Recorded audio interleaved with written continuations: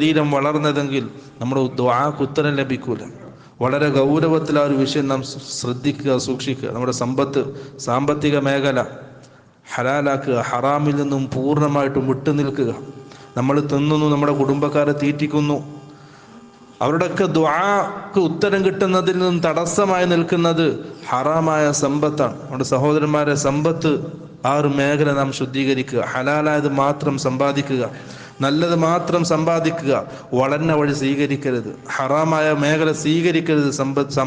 സമ്പത്ത് ഉണ്ടാക്കാൻ വേണ്ടി ആ ഒരു മേഖല നാം ശ്രദ്ധിക്കുക. അല്ലാഹു സുബ്ഹാനഹു വ തആല എല്ലാ മേഖലയിലും അല്ലാഹുവിനെ സൂക്ഷിച്ച് ജീവിക്കുന്ന നല്ലവരുടെ കൂട്ടത്തിൽ നാം അവരെയും ഉൾപ്പെടുത്തി അനുഗ്രഹിക്കുമാറാകട്ടെ.